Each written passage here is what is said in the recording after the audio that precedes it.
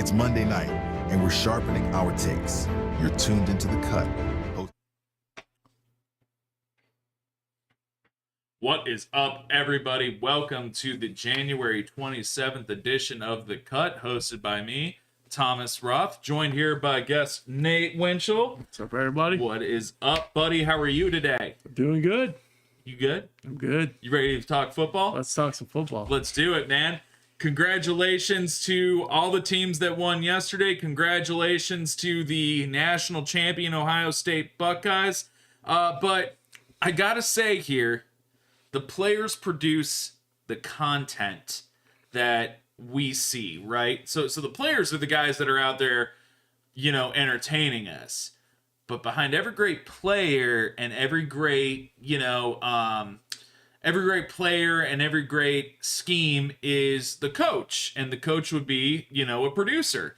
So behind every great team is a great coach. And behind every great podcast is a great producer. Shout out Anthony Aquendo again behind the camera, delivering fantastic camera angles and production value for us every week. You can catch us every Monday at 7:30 right here on Facebook and YouTube. Shout out to our sponsor at Cracked Repair, KRAKD Repair.com, 440-536-4044. Hit these guys up to get your cell phone screen repaired. Maybe you got a problem with a laptop. Maybe you got a problem with an Xbox. Maybe you just got a problem in general and you need someone to listen to you. I don't know what he charges for that, but I do know that if you need a price on something, on a repair of a electronic device, it's going to be right on crackedrepair.com. You can get your quote and you can get the whole ball rolling. Anthony is there and always willing to help. Fantastic service and, very transparent. If he tells you something's going to happen, something's going to happen. But it'll also set the right expectation for you if, hey, it's a little snowy out and the roads are kind of shit. Just because I got elected for overnight doesn't mean it's probably going to be overnight. He'll let you know and he won't give you an unrealistic expectation. So hit Anthony up at crackedrepair.com or give him a call at 440-536-4044. Thank you, as always, to Cracked Repair for being one of our sponsors and making this show possible. So let's get into the brass tacks of the evening. We had 2 NFL games pop off last night, and we're going to start with the Chiefs versus the Bills, which was the late game last night. So the Chiefs go on to beat the Buffalo Bills 32-29. Nate, how do you feel about that game? Bills should have won. 1,000% the Bills should have won. I mean, they, a lot of it was self-inflicted. Oh. Some of it was a little help from the guys in white and black. Zebra stripes? The zebra stripes. Again. And that seems to be a prevailing theme. I know internet joke culture, internet meme culture always says that it's the Bills versus Mahomes and the refs. And, sometimes you're kind of like, all right, well, Mahomes is a good player. You know what I mean? And that team has good players. But some of the stuff that happened last evening were just absolutely atrocious. I mean, so many calls went in favor of the Chiefs, and they had a very controversial flag situation towards the end of the game. I mean, From what I understand, that happened because that came from the sideline up to the booth and said there was a flag, but there wasn't a flag. Correct. And the graphic came on the screen and Jim Nantz is like, oh, there's a flag. Oh, now I'm told there's not a flag. Mm-hmm. You know what I mean? Like, it's pretty crazy what was going on there last night. I mean, he almost made that catch. Almost made that catch. But I mean, there was just, you do have to give the Chiefs their credit. I mean, they played really good defense. They made Josh Allen very uncomfortable all night long. They did. They made him very uncomfortable, and Spagnuolo designed that blitz. It was like one of the most exotic and like not usually ran plays by the Chiefs last night, and it was actually very genius the way that they did it, because Dalton Kincaid, who's the tight end that drops the ball, was open, but he drops it. But a lot of people don't know that Khalil Shakur was in motion, and he was wide open on the left hash. But Josh Allen would have never seen him because there was only time for one read, right? And we we always blast quarterbacks that are one-read quarterbacks. Like at the very beginning of his career, Baker Mayfield was a one-read quarterback, right? So in situations like that, there really only is one read. Would you agree? Well, yeah, when you bring pressure like that, sometimes you only have one read because you only got time for one read.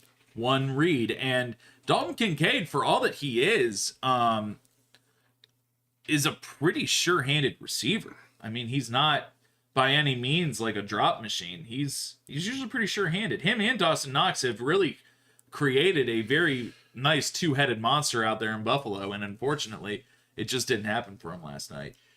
No, and all night long, like I said, the Chiefs kept pushing out Josh Allen off a spot and making him very uncomfortable. And the Bills made some mistakes, but I think the pressure applied all night long by the Chiefs. They came in with a game plan that we're going to just get in his face and apply it all night long and just keep coming and coming and coming. And there wasn't a lot of answers early on in the game for Buffalo. I think there's some things they could have done differently, but overall, again, the Chiefs are in the Super Bowl. The Chiefs are in the Super Bowl, and do you want to hear something very interesting? So Josh Allen is 0-4 against Mahomes, and in the playoffs, right? Yes. I'm going to take you back to 2017. The year that Patrick Mahomes was drafted. Do you know what spot Patrick Mahomes was drafted at? I do not remember off the top of my head. Patrick Mahomes was drafted at number 10. Now, that year, the Kansas City Chiefs were a very good team with Alex Smith. Usually, very good teams don't have a top 10 pick. So how does a very good team get into the top 10? What do? Trade down or trade up. They trade up. Well, in 2017... the Kansas City Chiefs offered a 2017 first-round draft pick, number 27 overall, their third-round pick that year, and their 2018 first-round pick to move up to number 10. Guess who was at number 10? Mahomes. No, what team was at number 10? Probably the Browns. No, the Buffalo Bills were kidding. there. So the Buffalo Bills are the reason that Patrick Mahomes was picked at number 10. Now let me give you another fun fact. Last year, Kansas City Chiefs have the 32 overall pick. They need a wide receiver. They need to move up in the draft to select Xavier Worthy. They traded with the Buffalo Bills again.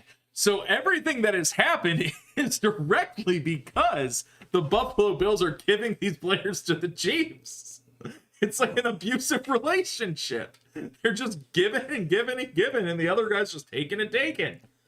It's kind of disgusting. But shout out to Patrick Mahomes for a great game last night. He went 18 of 26 for 245 yards, threw for a touchdown. He also ran for a score. And in addition to that, Kareem Hunt, the old Browns legend, who was also the Rookie of the Year with the Kansas City Chiefs all those years ago, 17 carries for 64 yards and a touchdown. Xavier Worthy, 6 catches, 85 yards, and a touchdown. The Chiefs aren't having guys that have stats that are blowing off the page, but what they're doing is they're running a methodical offense, they're wearing teams down, and they're getting a little bit of help. I thought one of the interesting things from that game last night was, when they needed 1 yard, 2 yards, they ran Mahomes. They did. They did it. They ran the same play like 3 times. Yes, they did. And it keeps chains moving. It does. And that was one of the bigger differences in the game. Absolutely. Mahomes, when he gets into his groove, when he gets into a zone, if you will, he's very difficult to stop. He's very difficult to rattle. And I think that that's what makes an elite quarterback elite, right? You got guys like Tom Brady, Aaron Rodgers, Ben Roethlisberger. Those guys were so at the top of their game, it was impossible to rattle them. Have we seen Mahomes ascend to all-time elite status? Oh yeah. I mean, you can't deny it. I mean, back-to-back Super Bowls. on the doorstep of a third one. I mean, yeah, their offense took a step back this year, but when they had to have it, they had it. They had it. And they lost a key contributor at the very beginning of the year in Rashee Rice, who was the speedster. They're still trying to figure out the running back room. They had Kareem Hunt. They had Carson Steele. Isaiah Pacheco got hurt. And Pacheco really hasn't looked the same since he came back. Pacheco isn't that same explosive guy that we saw at the beginning of the year. And it's making me wonder if the Chiefs are going to employ Hunt more in the Super Bowl than they do Pacheco. Well, they did it last night. I mean, 1,000%. I mean, he was the hammer. He was. And he's that guy that's going to wear you down carry after carry, and he gets stronger as the game goes on. And you saw that. He was picking up 4, 5, 6 yards, running through people, over people, around people. I mean, he fits that offense very well. He fit it well when he was a rookie. And then, obviously the unfortunate thing that happened, that kind of put a, hamper on his career. But, by doing that, then you have the play action and you have all the other things that come into hand with that. And I thought the Chiefs did a little more different things that they had done all year long by moving Mahomes around a little bit, moving the pocket, getting him running the ball a little bit more. And, that already makes it tough to stop one guy, two guys. But now you got your quarterback. Now you got a quarterback who was known for being mobile in college. I mean, one of the biggest knocks on him coming out of Texas Tech was actually he unnecessarily breaks clean pockets. And what blows my mind is he stopped doing that. He became a pure drop back passer who was mobile. But now the past couple games, he has shown he hasn't forgot how to run. Well, and a lot of those runs are by design. Yeah, absolutely. And, kudos to Andy Reid, who I think is probably one of the best NFL play callers of all time. All time. I mean, he schemes it up, and they make plays. I mean, no matter how good the game's going, how bad the game's going, when they need to play, they come up with something and they execute it, and that's why they're in the Super Bowl again. 110%. You had a game from Josh Allen where he goes 22 of 34 for 237 yards and 2 touchdowns. James Cook has 13 carries for 85 yards and 2 touchdowns. And Mac Hollins, who was not a household name at all outside of probably the ayahuasca community, has 3 receptions for 73 yards and a touchdown yesterday. And what's funny is last week, I popped a parlay that our buddy Joey sent to us because of the Mac Hollins call that he had. Now, I don't think it's crazy to say that Mac Hollins has established himself as a legitimate wide receiver in the NFL. The UNC product, I wear bare feet on the field. He played for the Falcons, he played for the Raiders, and now he has a home here in Buffalo. Good for him. But we talk about it every time there's a losing team in one of these playoff games. Where do the Bills go from here? They got it. Well, I think the other issue with the Bills is the injuries. Okay. They had a ton of injuries, especially on their defense. They did. They lost Benford. They were probably their best corner right at the start of the game. And, so they had to play a rookie out there, and they just chewed him up and spit him out. I mean, he was given so much cushion. They kept throwing hitches and hooks all day long. And all day. They were going to get the catch. It wasn't going to matter. I think where the Bills go from here, I think they got some aging guys on defense. Mm-hmm. I think offensively, I think offensively they'll be okay. They'll be fine. They got a nice group at running back. Mm-hmm. James Cook's just a dog. A dog. And he had another good game last night. I think that they need to find a premier wide receiver. I don't think they used Curtis Samuel enough. No, he's criminally underused his whole career. They used Cooper a little bit last night, but he's getting up there. They need to find a wide receiver or 2 wide receivers, Probably sure up that offensive line a little bit, but I think that they're not going to be major changes. I think we're going to see these changes for the Bills are going to be on the defensive side of the ball.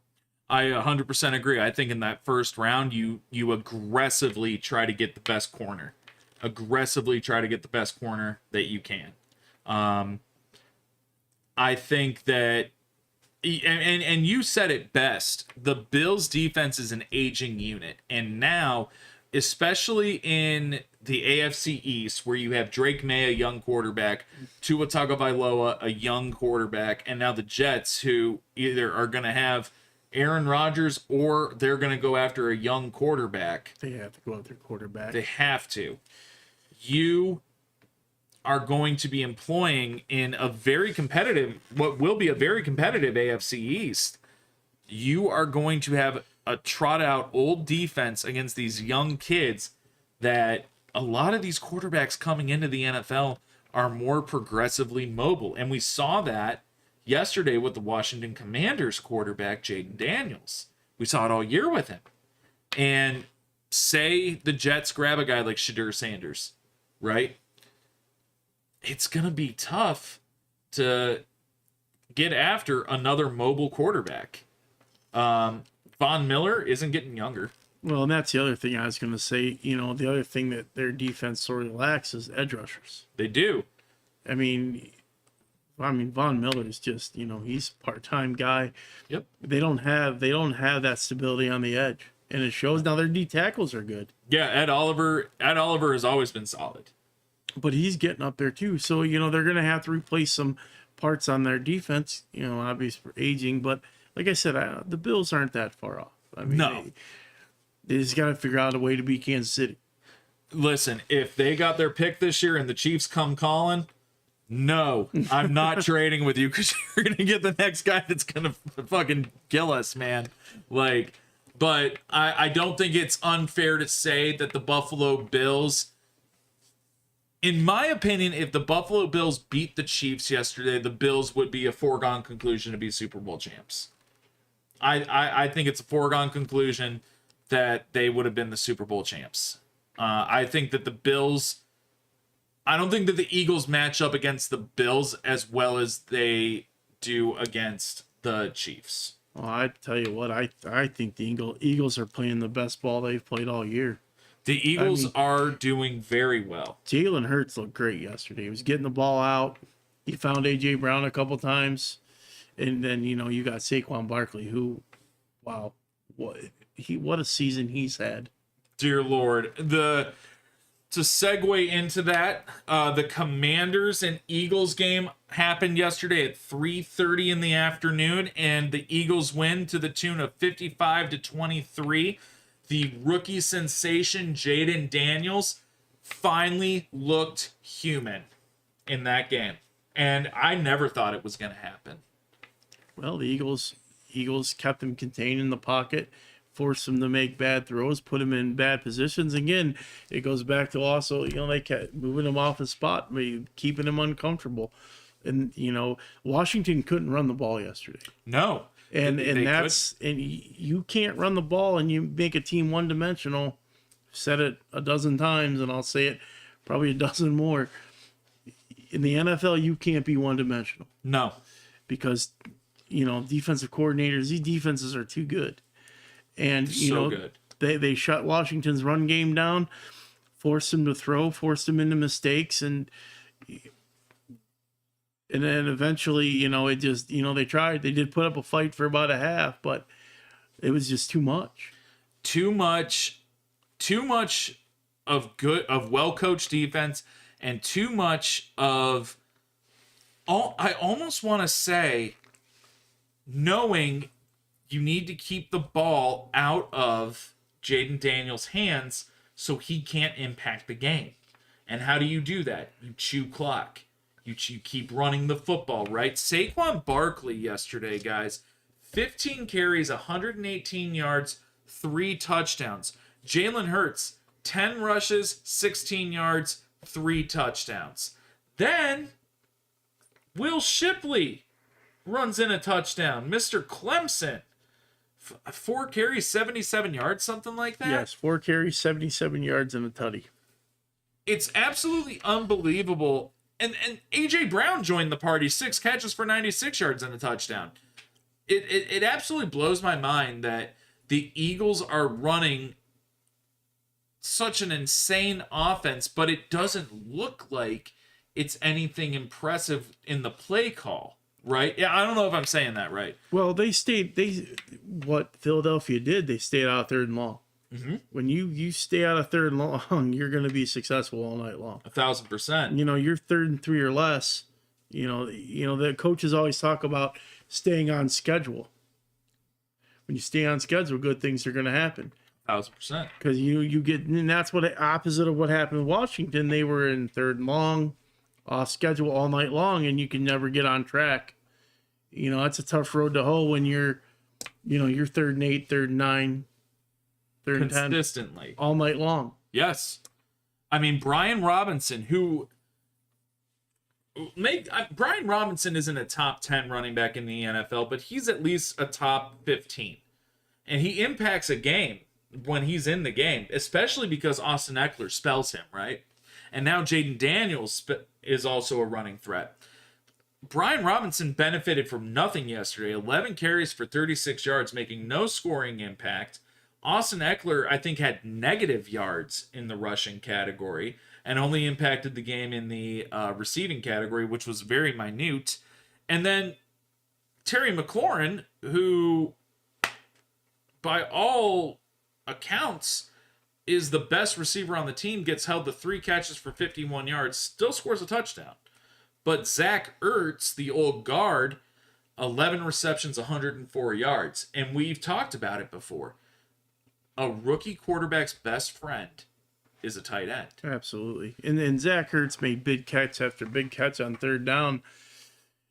You know, and again, I don't think they used McLaurin enough. They didn't. They did it. They haven't all year long. No. You got to find it. When you got a guy like Terry McLaurin, you got to find a way to get him the ball. You 1,000% do.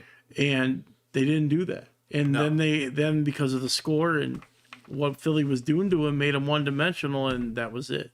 And that was the end of the story, man. Like, it's also hard because, like, Washington, like let's just look at who Washington has at wide receiver. They have Scary Terry. They got Zach Ertz. They've got, and Zach Ertz isn't even a receiver. He's a tight end. Diami Brown. Orlandis Zacchaeus or something? Yes, he's pretty good. Which Diami Brown was nowhere to be found yesterday. Nowhere. I think they said his name twice. Maybe. And one time it was because he fucked something up, like a blown assignment or something that someone blew right past him and got to Jaden Daniels. Like, the Commanders were such a feel-good story this year because they went from being just absolutely atrocious to being one of the best teams in the NFL, and they did it by employing this rookie quarterback. They rested on the arm and the legs of this kid, and he was up to the challenge. He was the best rookie this year, in my opinion, outside of Bo Nix. Both of those quarterbacks came in and dynamically changed the franchise that they were a part of. And I didn't think that was going to be the narrative this year. I thought that Caleb Williams was going to be the kid that changed the fortunes of a franchise. Because Caleb Williams, DJ Moore, Roma Dunze, Keenan Allen, DeAndre Swift. Not with that franchise, he wasn't. It's worse than being a fucking Browns fan. It's worse than being a Browns fan. Honestly, if you ask me, I think Jane Daniels is probably the best quarterback of the rookie class. He is. This year. And I was wrong because I didn't think that he would have the kind of season he had. But to be fair, Williams, I said he wouldn't do anything, and he didn't. Not yet. Not yet. Yeah, but he's playing for Chicago Bears. Who's their head coach now? Isn't it Ben Johnson from the Detroit? Ben Johnson, that's right. And JT Barrett just got hired as the quarterbacks coach. Yes, he did. Yeah, I just saw that yesterday. Good for him. Because JT Barrett was at Ohio State for like 27 years, it seems. He was there a while. But I don't think Washington's too far off. I think they need depth on their defense. Mm-hmm. Again, they got some aging players on that defense, which they'll have to find a way to. But offensively, man, they keep that group together. Add another piece here, another piece there. I think they need a little help on the offensive line. Well, their offensive line's very fragile. I mean, injury after injury after injury. It seems like Tyler Biotish, the center, seems like he's getting hurt every game. I mean, he was in the injury tent yesterday. He was in the injury tent last week.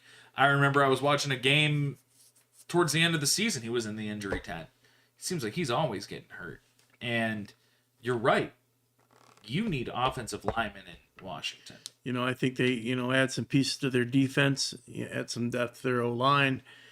Skill guys wise, I'm sure they probably like to pick up another dynamic running back to go along with Robinson.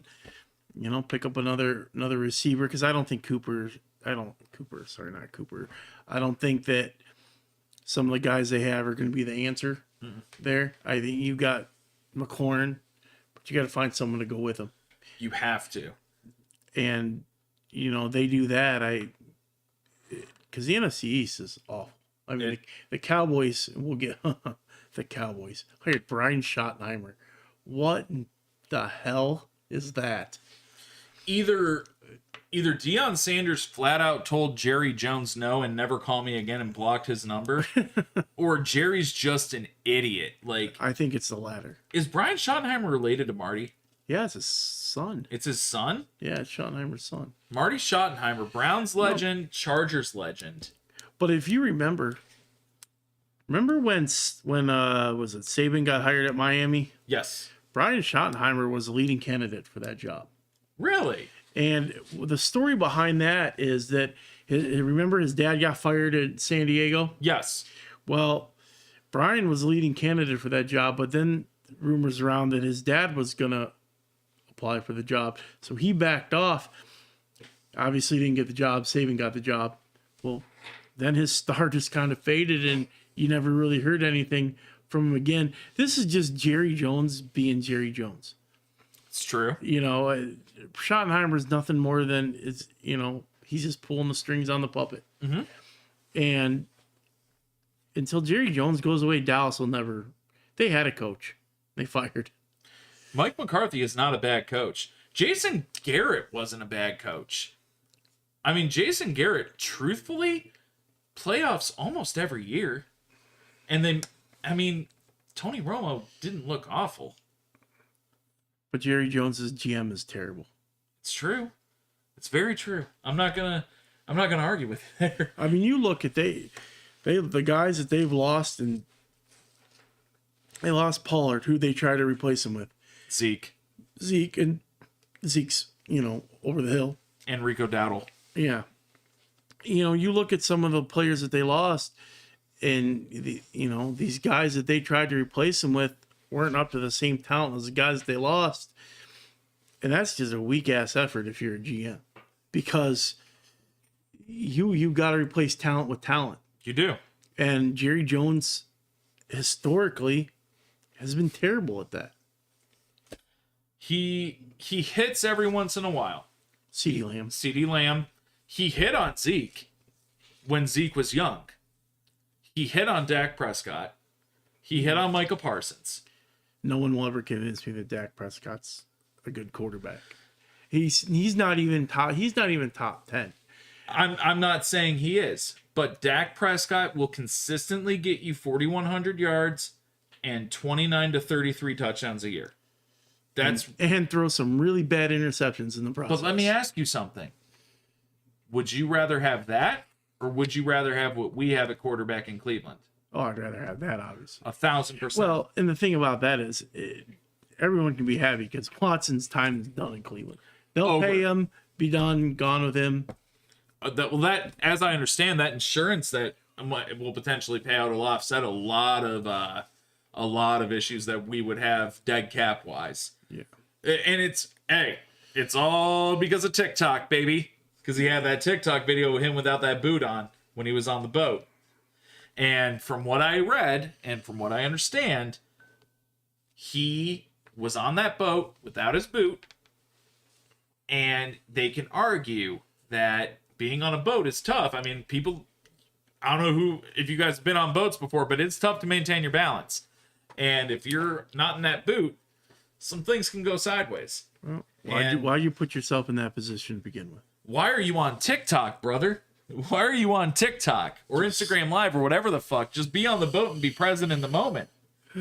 I don't understand. But the Commanders, when we talk about where do they go from here, I think you need to go out and you need to get a premier wide receiver to pair with Terry McLaurin to really unlock Jaden Daniels. And I think that there's one answer and one answer only for that team.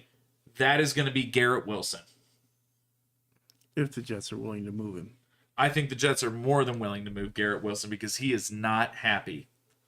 Could you imagine Scary Terry and Garrett Wilson reunited with an actual quarterback? Could you imagine if the Jets even had a somewhat capable quarterback? I don't know what happened to Aaron Rodgers, man. I don't know what happened to him. Probably should have retired a couple years ago. He probably should have. Probably definitely should have retired after he tore his Achilles. But he didn't have an awful year. The stats are there. I mean, he threw for, I think, 3,300 yards, I want to say. Most picks he's thrown in his career. And that's going to happen. That's going to happen at some point to a quarterback. Bad decisions are going to happen. But all I'm saying is I don't think we've seen the last of Aaron Rodgers, but I think we've seen the last of Aaron Rodgers in a Jets uniform. Oh, absolutely. I think it's going to get very interesting because Pete Carroll is now in Las Vegas. So Pete Carroll is not one to kind of sit there and kind of accept mediocrity at the quarterback position, given what he's had in his time as a college coach and an NFL coach. I mean, remember when he was at USC, he had a run of Carson Palmer, Matt Leinart, John David Booty, Matt Barkley. He had guys, right? And then in the NFL, he has Russ and Geno Smith. Now, Geno Smith isn't, the end-all be-all, but he was serviceable under Carroll for that 1 year, right? Yeah. Taking that Raiders job, I could see Aaron Rodgers or I could see Russell Wilson going to Las Vegas, and I'm going to bet on the latter. I think that Russ wants to reunite with him a little bit, but I don't think it's out of the realm of possibility for the Jets to trade him to the Raiders and him finish his career there. Never know. You never know. So that's really our NFL game recaps, and now we're going to talk Super Bowl. The Chiefs are playing the Eagles in the big game. That's not this Sunday. That's the Sunday after this Sunday, correct? Yeah, 2 weeks. 2 weeks. February 9th? February 9th. Yeah, something like that. I think. Anthony, can you fact check that for us? What day's the Super Bowl? Bring it up, baby.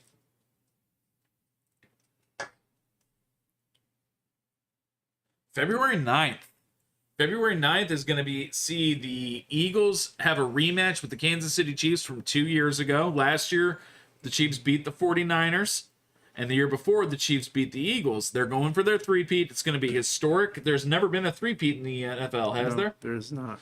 This would be Mahomes' fourth championship if he wins. I think we elevate him to an all-time great if he does win. I think he's already elevated, but I think he's up there with the Bradys, the Mannings, if he wins this fourth Super Bowl. Well, it's going to depend. Who do the Eagles have to play? Just the Chiefs, or they got to play the Chiefs and the officials? And the officials. That's a great point. It's going to be down in New Orleans.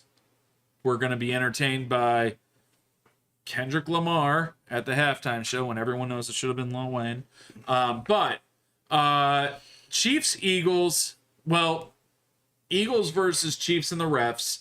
What's your score prediction? I think it's going to be, I'm going to go, it's going to be something like 34-30, 34-33, something like that. Chiefs win? No. I think the Eagles are going to win. You think the Eagles are going to win? Because I don't think the Chiefs are going to be able to stop Saquon Barkley. That's a great point. Give that man the ball 25 times. If not more. Just keep feeding him.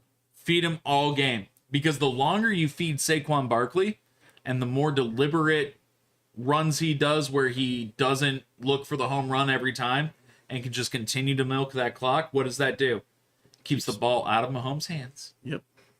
And that's going to be the biggest thing, man, keeping the ball out of Patrick Mahomes' hands, because while he's not throwing for 275 to 330 yards a game like we saw for the past 4 or 5 years, he's still making very, very, very decisive throws.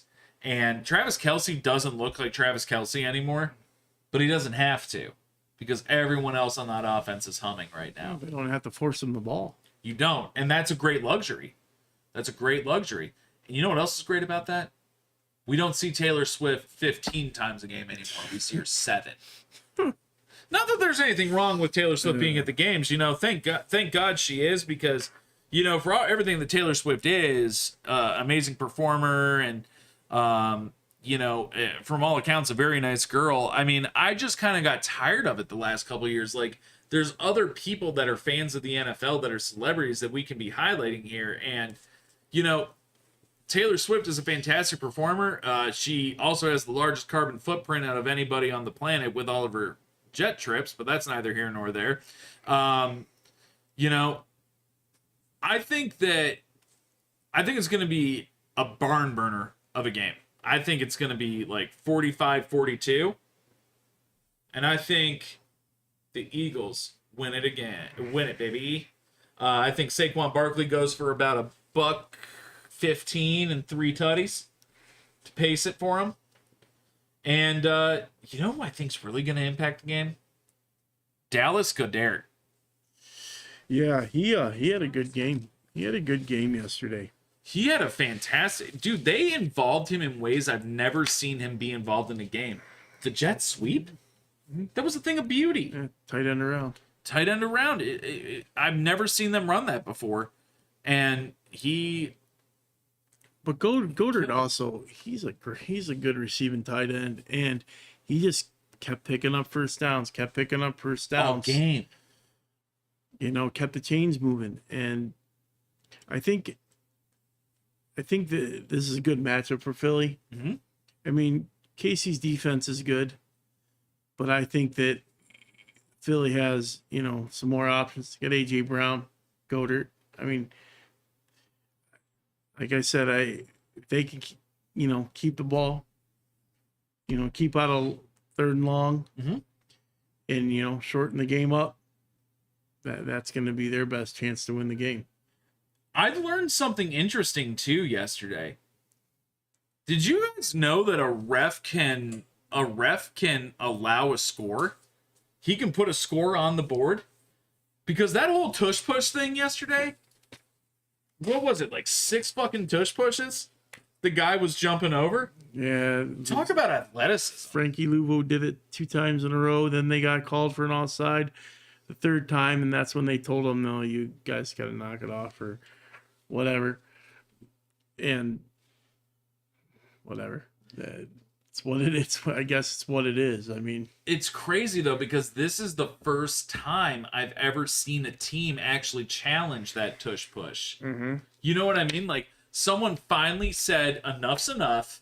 We're going to stop it. And it reminded me of like Palomalu, when Palomalu would jump over the offense, or like when Myles Garrett did it that one game. Mm-hmm. Frankie Luavu, or however you say his fucking name, jumps over and just tries to disrupt it. And the whole time he knows what he's doing, because he's smiling and like they're going up on the camera on him. He's kind of like wagging his finger and stuff. Like, he knew what he was doing. And I think his whole thing was to throw him off balance and kind of be like, oh man, should we keep doing this? Kind of get in their head a bit. Because the thing about makes the tush push so successful is that they know they're going to get it. Who's going to stop us? Right? Right. Washington was ready to go. And shout out to friend of the show, Nick Pay, co-worker of mine and an avid golfer. Avid golfer Nick Pay, who actually also runs a detailing service out in Ashtabula. Car detailing. Nick has a prediction of 20-17 Chiefs. Nick, thank you for that prediction. A little different than Nate and I's. Mainly, Nate and I have it being a barn burner high scoring game, 34-30, and, you know, mine's in the 40s. 2017, he's got a lot of faith in these defenses. You know what we didn't talk about at all? Devontae Smith. Yeah, he had a good game. How does everyone consistently forget about Devontae Smith? Because Jalen Hurts and Saquon Barkley are the center of that offense. 100%. And when he's not getting the ball, A.J. Brown cries like a fucking child. So Devontae Smith doesn't. Most wide receivers do. I mean, absolutely. But that's their right. You know, good wide receivers. I feel in the NFL, divas are permissible at certain positions. Wide receiver is one of them. Because wide receivers, in my opinion, have one of the toughest jobs on the field. And that's the mashup of the guy who's as fast, if not faster than you, down a sideline and try to create separation, stay in bounds, and then get yards after a catch. I never played football at any level. I think that's probably one of the hardest things to do. Would you agree? I mean, it depends who the wide receiver is. I mean, if you're an elite wide receiver and an elite route runner, obviously makes your job a lot easier. But sometimes you have corners like Darrelle Revis. We haven't seen a corner like Darrelle Revis in years. I'm going to give you one name. All right. Patrick Surtain II. I mean, he's really good. He's really good. He's the highest paid corner in the NFL right now, I think. But you don't have those dominant corners that you had in the early 2000s and the 90s. No. Because the game's changed, because they've taken it out of their hands. Yes. You can't even hand check him anymore. No, you can't. You can't breathe on a wide receiver without getting called for a penalty, which is atrocious. It's wild. Amongst several other of the NFL's dumb rules that they have. The NFL's rules are absolutely insane, and they benefit the offense so much that, like, it's amazing what, like... It's all about the money. Well, like Jerry Jeudy, right? Jerry Jeudy had a dog shit start to the season, and then he goes out when Jameis Winston becomes the quarterback, and he gets over 1,200 receiving yards on the year, right? Jerry Jeudy, in my mind, is one of the most talented wide receivers in the NFL because he had nothing to work with all year and was consistently beating great corners all year. And he was beating them. Like, he had to, because Jameis Winston's going to overthrow you or he's going to underthrow you. So Jerry had to adapt, right? Like, it blows my mind. I think that we're entering an era of unprecedented offense coming up, especially with these linemen that are coming into the NFL right now are so talented. The tight ends that we're going to see, Colston Loveland, Tyler Warren, to name two. Harold Fannin Jr. from Bowling Green. Like, these guys are dogs that are coming into the NFL. And offenses are going to be insane the next couple of years. I'm really excited to see it. So we're going to close out our NFL discussion now. We're going to have one more NFL centered show, and that's going to be, or actually two more. We're going to talk again about the Super Bowl next week, what we're excited about for that, and then the week after that, recap the Super Bowl. But this is going to be, and it makes me sad, but this is the last time for 7 months that we are going to cover a college football game. So, the last Monday, the Ohio State Buckeyes triumphed for a national title over the Notre Dame Fighting Irish to the tune of a 34-23 win. Nate, how did it feel? Oh, it felt great. Didn't it? I mean, you know, the way that game started out, Notre Dame's first drive, you're like, oh, that's, you know, might be in for a long night. But, you know, you think about that drive. There's no way that they were going to be able to sustain that type of offense all night long. Nope. And Ohio State came out, answered. And by the way, Chip Kelly was absolutely 100% in his bag all night long. All night long. You think? Absolutely. We'll get to it later here, but I mean, the things that they had schemed up, and they had saved some things, obviously, for the Natty.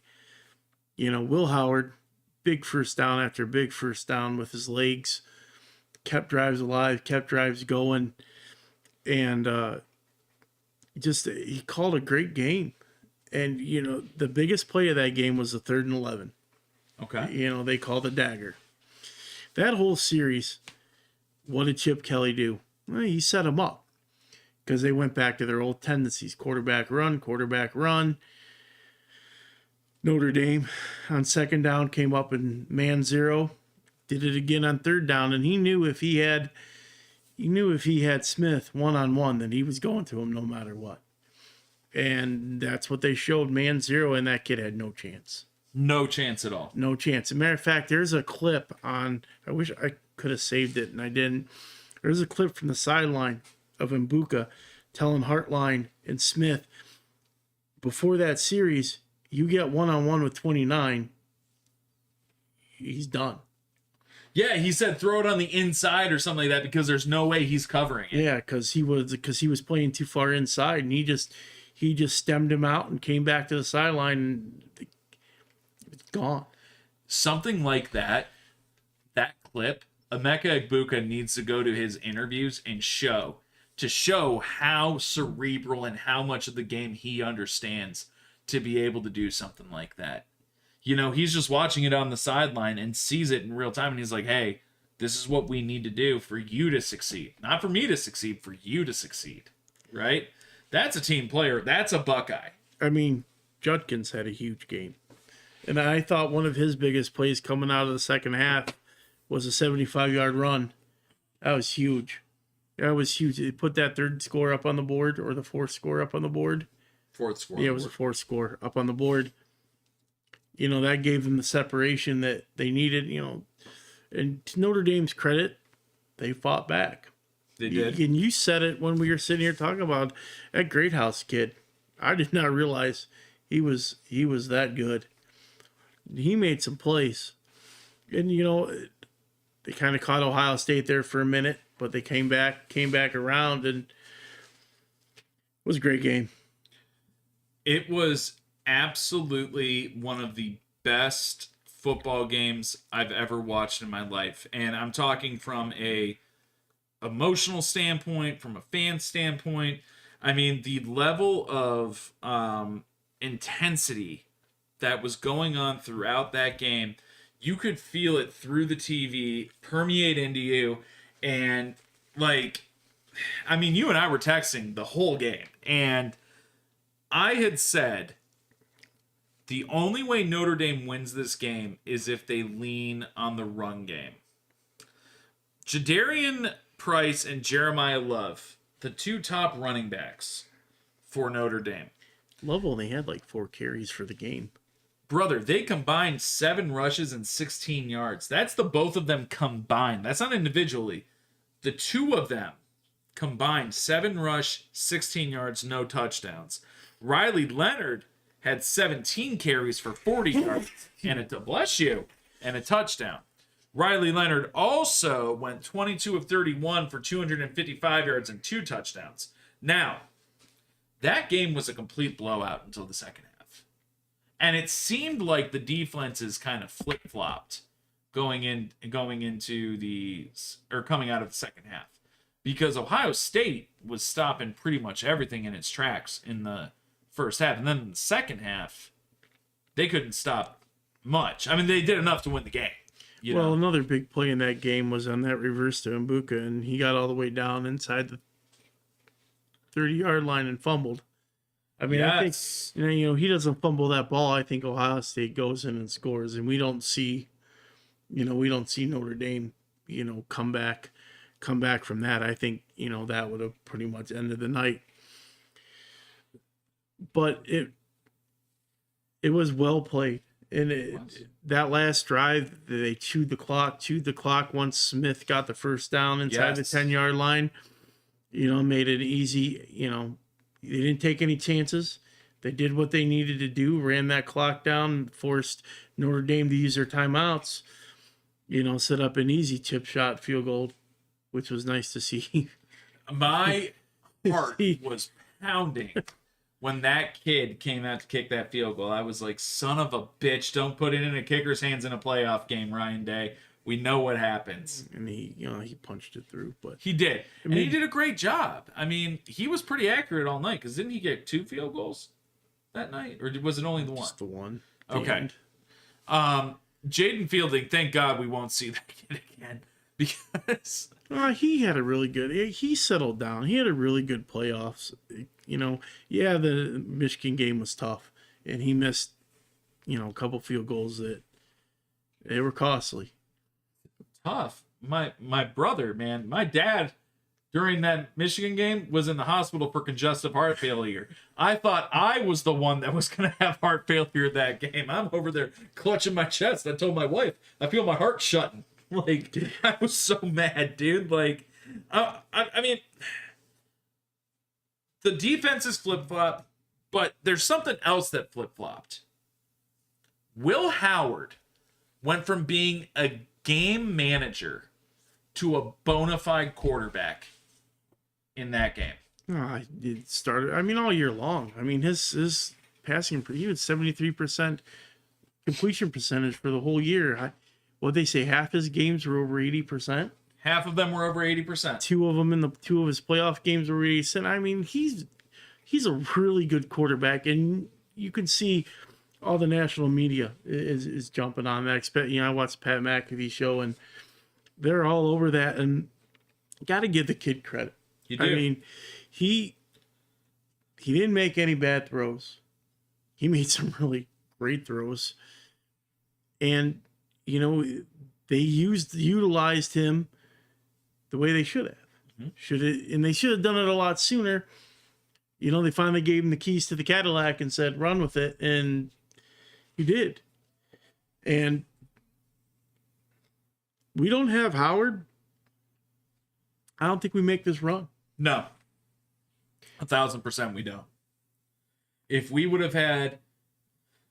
I was a big proponent before the season that I didn't want Will Howard. I wanted Will Rogers, who went to Washington, the Mississippi State quarterback.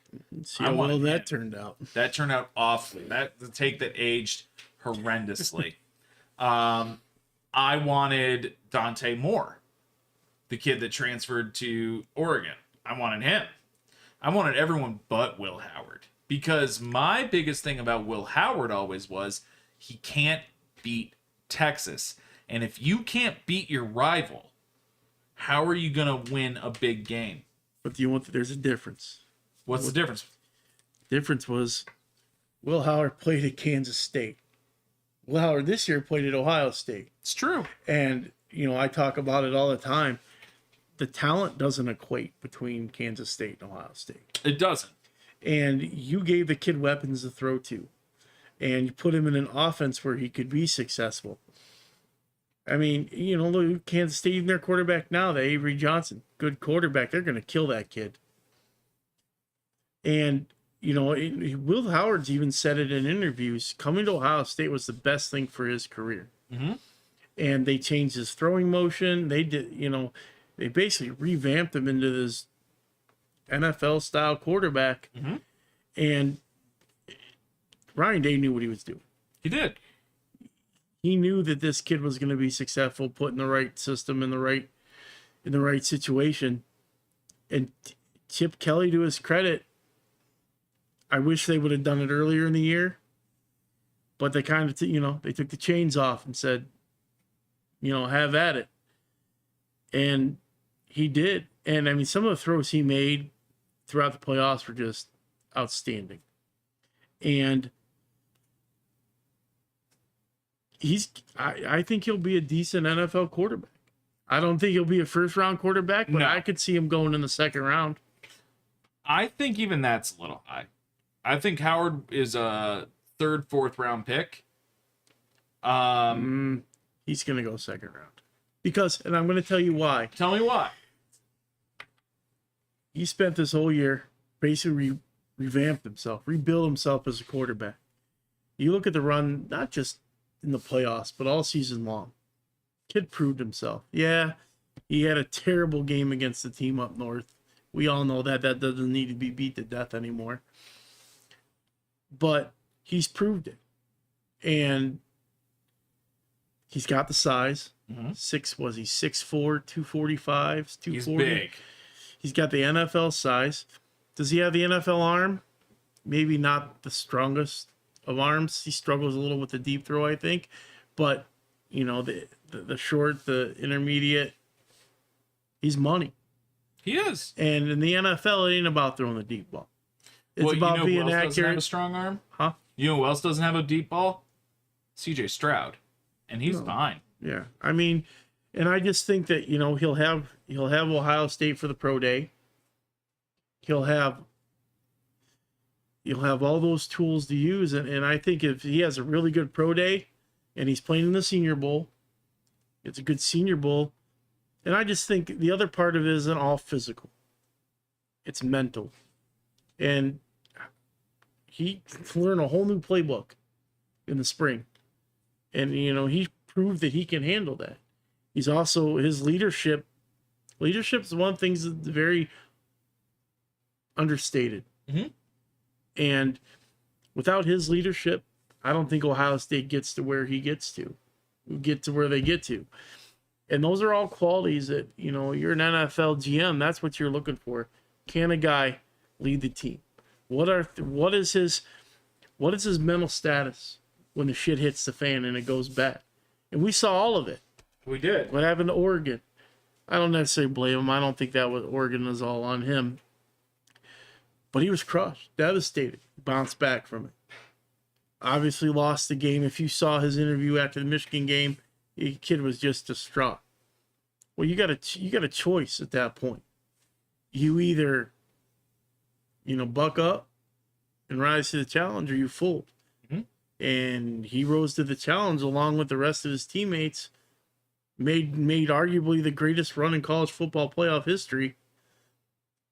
Beat 6 of the top 10 teams, or was it 8 of the top 10 teams? 8 top 10 teams this year. 5-1 against the top 10 in the playoffs. Isn't that crazy? It's insane. Isn't that crazy? Insane. And you know, it goes to my other point. I don't want to hear another damn word about Ryan Day. Ever. I get it. We lost Michigan 4th time. Blah, blah, blah. I understand that.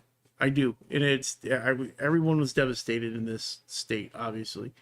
And they were ready to die. They were ready to hang him from the rafters. I sure was. Ryan Day, arguably one of the best coaches in college football. Not only that, he's the best damn recruiter in college football. Yeah. And I told you after the Michigan game, the switch flipped, and he evolved. He evolved to the next level. Now he knows, you know, what it takes and to be that stone cold killer, because that's what he needed to be. Absolutely. And his team took on that persona. I mean, again, arguably the greatest run of all time. And Insane. now he has a national championship. Woody, Jim Tressel, Urban. Ryan Day. I mean, you can't understate the man's value. And from what I understand and what I heard today, they're looking at restructuring his contract. Why wouldn't you? I would. Why wouldn't you? I mean, so restructuring contract indicates thinking about the future, right? And now we have a lot to think about for the future because we just lost our defensive coordinator and we have lost key pieces to the NFL draft and the transfer portal, right? So where do you see Ohio State being at this time next year? I think they'll be in the playoffs. Okay. You know, and depending on how the young kids play, it's going to depend on how far they go. I do think that you've got a young quarterback coming in, Julian Sand, who had a chance to sit and just watch and learn. And everything out of Columbus is this kid's a dude. They're saying that he could be the greatest Buckeye of all time. And I read that. And actually, Kelly mentioned something to me about that yesterday. She's like, "Did you hear about this?" I'm like, "I've seen it before." And like I said, I listened to, that station out of Columbus, and Yep. you get a lot of news about Ohio State out of there. And you think about it, their wide receiving core, Jeremiah Smith, Carnell Tate, and Brandon Innes, by the way, who had a big catch in the championship game. You're going to be integrating Mylan Graham into the fold. You're going to be integrating 2 freshmen that could play. Bogpen, I don't remember what his last name is, but he's like 6'4", 230 already. I mean, a big boy that you can play with at that point. And Come on. And you got the tight end from Purdue. Yeah, Clammer or whatever his name is. Kleiner, something. Clamre, Klamre. That's how you say his last name. Something like that. But he had over 600 yards this year. So offensively, I think they're going to be fine. Now we get to the defense. Who starts at running back though? Peoples and probably CJ Donaldson. I'm sure they'll split platoon like they did this year, unless they pick someone else up in the spring portal. But offensively, they're going to be just fine. Yeah. And Jim Kelly's not. I mean, Kelly's not going anywhere. Yeah. He just was down there recruiting the kid that just decommitted from Florida State. Yes, and that he actually was talking to that kid that was an Alabama commit. His nickname's Turbo. He's a running back. He was just talking to him like yesterday or the day before. So I think, offensively, I think they'll be just fine. Defensively, Knowles decided to move on, and everything that I've read, that was his decision. Mm-hmm. He was searching other places to go. I think a lot of that had to do with, from what I understand, he didn't get along with Ryan Day. He wasn't happy about Ryan Day coming to the defensive room after the Oregon game and putting his stamp on things. Let's clarify real quick. He didn't get along with Larry Johnson. Which Oregon game? The first one. Okay. So this isn't an issue that started in the playoffs. No, this started long before. Okay.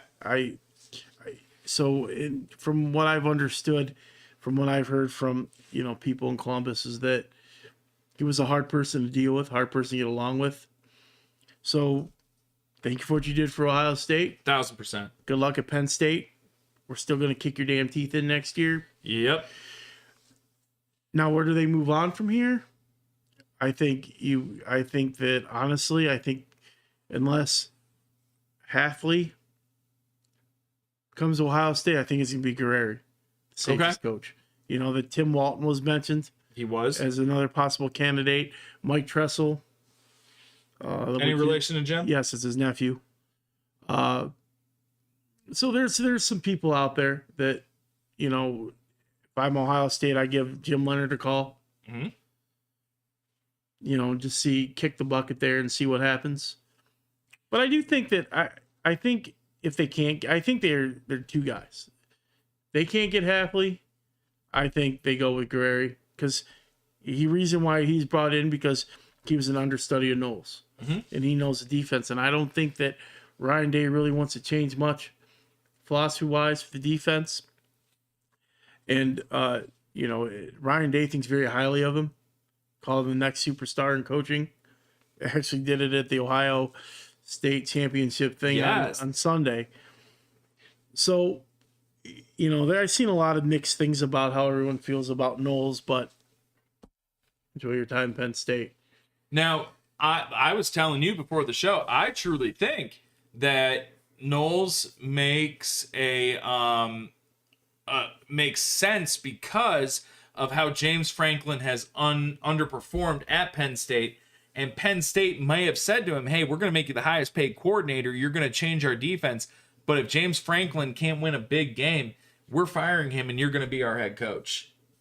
I think that that's one of the only things that makes sense. Because why Penn State? I'm surprised Penn State didn't fire him after the playoff. I didn't think James Franklin was even going to be on the plane. I thought they were going to leave him there. I mean, like I said, that was James Franklin doing James Franklin things. He's good at a lot of things, and they all involve losing. especially to Ohio State. Damn right. Damn right. So He's never beaten us. So where does Ohio State go from here? I mean, obviously everyone likes to see them beat Michigan. I mean, that's a big, I think that's a big thing. But, the state of the game has changed. Give me 1 second here. Let me take a look at something. I'm going to look this up. What is it, Tom? I got you. The 2025 Ohio State football schedule. Continue. I'll find it. So, I want to see something. Because we're not playing Oregon next year. No. We have UCLA, UCLA, USC. and Washington, I believe. So, we're going to play Texas at home. Grambling. We're going to beat Texas. Well, I'm marking I it. think that's going to be a good game. Listen, we talk about it. I like betting. I know you like betting. We're calling it right. I'm calling it right now our mortal lock for the 2025 season, Ohio State money line. Then they're going to play Grambling, Ohio, and then the Big Ten season starts. Washington, dub. Minnesota, dub. Illinois, dub. Wisconsin, dub. Penn State, maybe not. Purdue, dub. UCLA, dub. Rutgers, dub. Michigan, it's got to be a dub. Ohio State could run the table next year and go undefeated. It could. Penn State scares me a bit because Knowles knows our offense in and out. He's going to know how to stop it. I think that, you look at that, you really don't, you go through the Big Ten schedule. Illinois is not going to be an easy out. Anthony, can you scroll back to the top, please? So that's good right there. Obviously, Grambling, they should beat Grambling. They should beat OU. Washington, there's a lot of turbulence going on over there. Minnesota's a tough out. Illinois is a tough out. Wisconsin, they're awful. I don't know what Fickle's. I mean, they're losing kids left and right there. Fickle, come home, baby. Come home. Penn State, that'll be, one that I'm sure is marked on the calendar. Purdue, who knows? They just changed their whole staff again. Again. Yes, again. UCLA is a game you should win. Rutgers is a game you should win. And then you get to the Michigan game, which, is in Ann Arbor. Yes. So it's doable. And, and I told a friend of ours that, do I think that they'll make the playoffs? Absolutely. Do I think they can win it? I don't know. I think it'll be a tough ask. I think, again, it depends on how the young guys come along on the defense and how that goes. I mean, if they're able to put it together and keep it together defensively, they're going to be dangerous because that offense isn't going away anytime soon. And it's only going to continue to get better because more and more kids are going to see Ohio State puts out high-level talent at wide receiver, quarterback, running back, tight end, and offensive line. Why would I not want to go to Ohio State? Well, that's one of the things that's always been good for Ohio State. They've always recruited. Mm-hmm.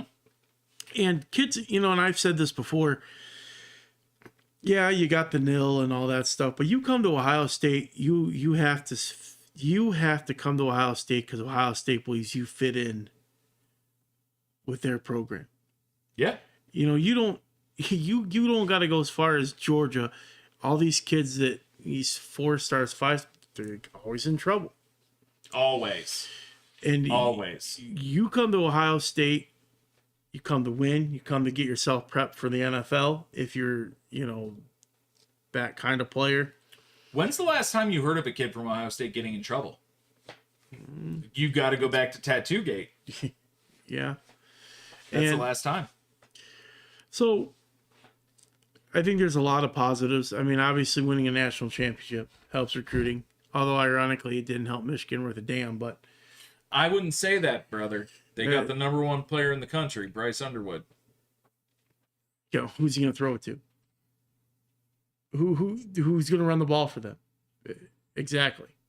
That's great. Got to have people to throw it to. Got to be able to run the ball. And Donovan Edwards is gone, isn't he? Yeah.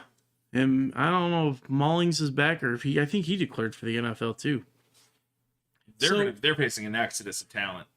Well, yeah, and guys keep decommitting, guys keep leaving. Will Johnson's gone. Mason Graham's gone.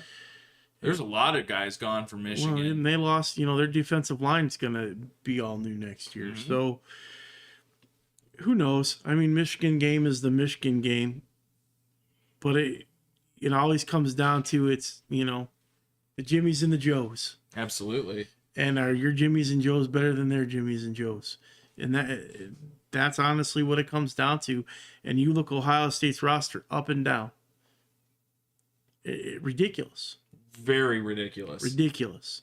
And now you got, all these coaches. You got Laurinaitis, Hartline, all former Ohio State guys.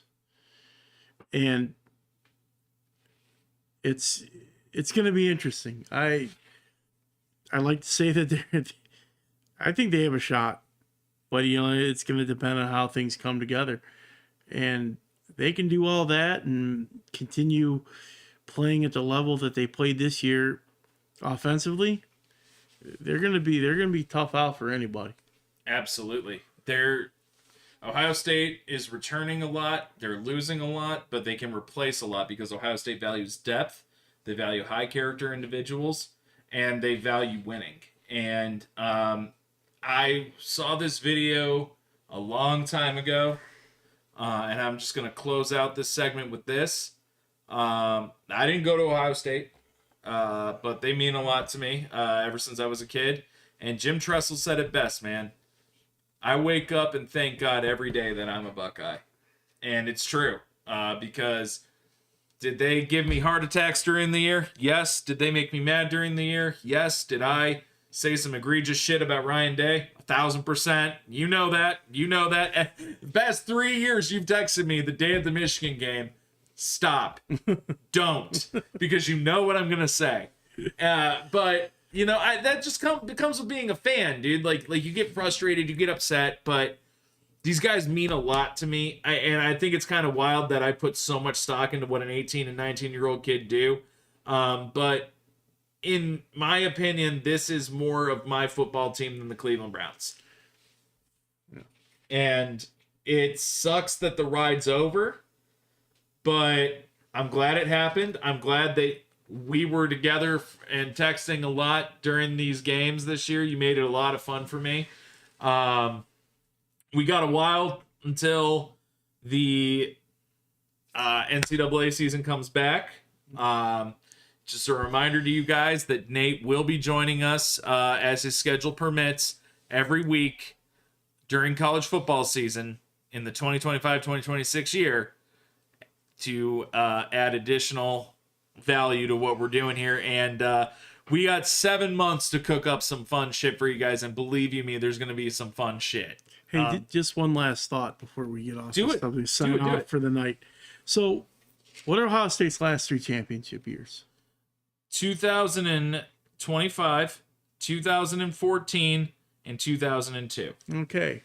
You know what Michigan's last 3 national championship years are? 2024, 1920, what? 2024. Okay. 97. Okay. And 1938. Wow. Put that into perspective. There's got to be a lot of history majors that go to Michigan because, God, they love to talk about the past. I mean, they are one of the winningest football teams of all time, but I mean... Well, yeah, when you're playing high school teams and college prep teams and union teams for the first 30 years of your existence. Yeah. You're going to be Yeah. So there's that. There's that, man. Go Buckeyes. Go Buckeyes. OHIO. That's right, baby. So I want to thank you guys for joining us tonight. Thank you for riding with us all college football season. Nate will be back before the college football season, of course, for a couple trips with us, but he will be going full-time with us in the fall, late summer, fall. Don't forget to like the video, share the stream, and share the channel. Subscribe to the channel so you can continue to get great content from us. Next week, we will be previewing the Super Bowl a little bit, talking a little bit of basketball as well.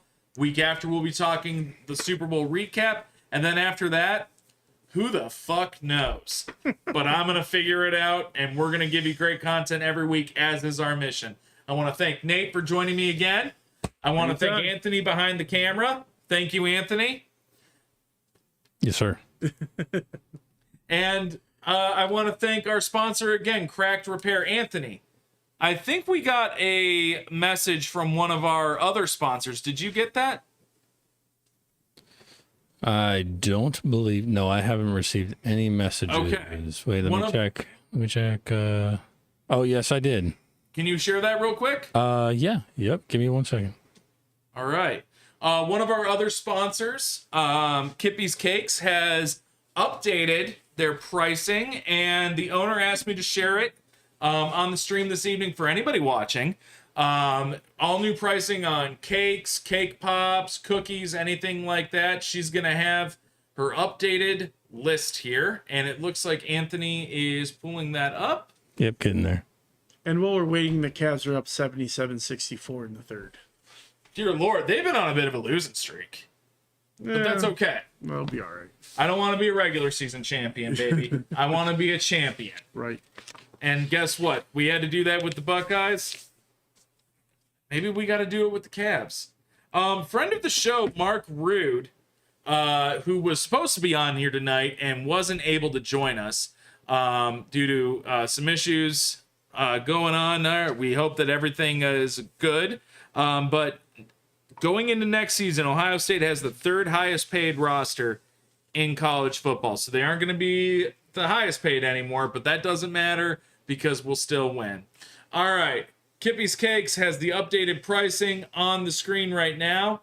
Hit up Megan for all of your cake needs at Kippy's Cakes on Facebook. A little bit biased, but she is a fantastic baker, you know. So thank you guys for joining us again on the January 27th edition as we recap the conference title games and the NCAA championship game. I'm Tom Roth. That's Nate Winchell, and Anthony's behind the camera. We hope you guys have a great evening. Stay blessed and stay safe.